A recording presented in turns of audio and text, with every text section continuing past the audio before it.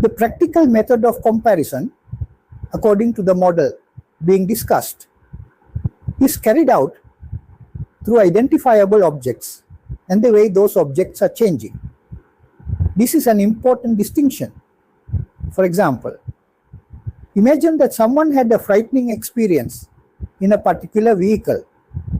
Years later, that person enters another vehicle. The vehicle does not have to be exactly the same. The color does not have to be identical. The road does not have to be identical. The weather does not have to be identical. Instead, certain identifiable features may resemble aspects of the previous experience. The mind may therefore begin forming an association. Further, the triggering mechanism does not utilize the complete information content to activate the emotion.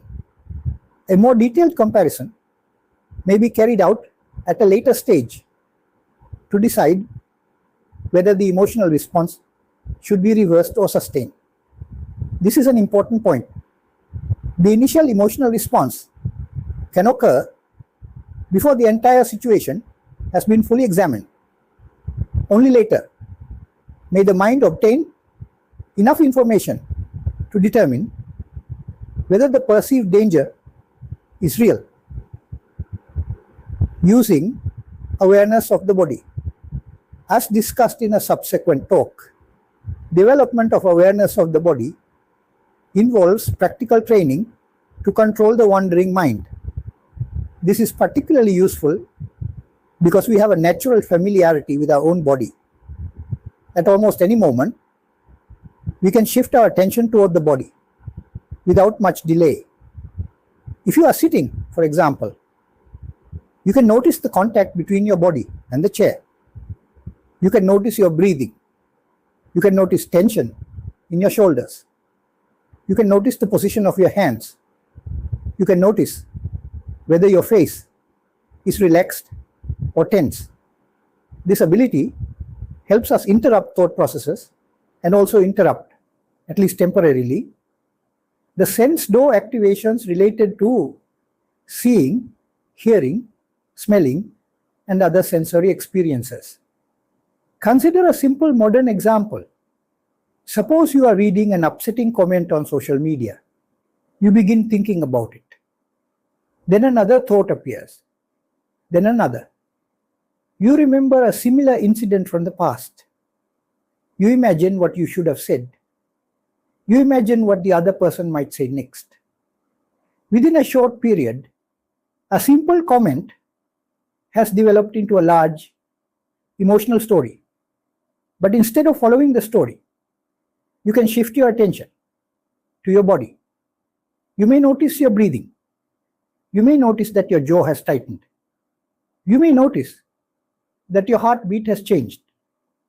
You may notice tension in your chest or abdomen. That simple shift of attention can interrupt the developing chain of thought. Awareness, meditation, and sporadic memory formation. Actually, awareness meditation uses this capability to develop the level of concentration by minimizing other thoughts. It is important to note that the practice of shifting your mind toward the body can also be used to disturb sporadic memory formations. When the related process is disturbed from time to time, the linking of identifiable objects may not take place in the same way. As such, those who practice awareness meditation may automatically develop a skill that is helpful in minimizing sporadic memory formations. This is one of the practical advantages of developing awareness. During meditation, you deliberately notice when the mind has wandered. You then bring your attention back. Perhaps you were thinking about something that happened yesterday. You notice it. You return to the body. Perhaps you begin planning tomorrow. You notice it. You return to the body. Perhaps a memory suddenly appears. You notice it. You return to the body. Each time you do this, you are practicing the ability to interrupt the continuation of a mental process. However, there is an important problem.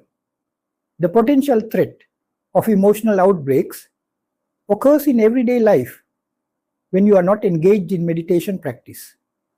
You cannot spend the whole day sitting in meditation.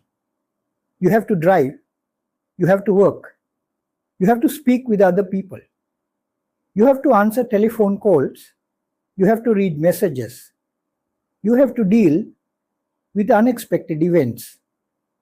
Therefore, another skill is required to activate a process that can be used to minimize sporadic memory formations during ordinary daily activities. Awareness, working in the background. In fact, the level of awareness can have an indirect effect on us even when we are engaged in other activities. Awareness can work at a secondary level and inform us about our thoughts, sensations, and feelings from time to time.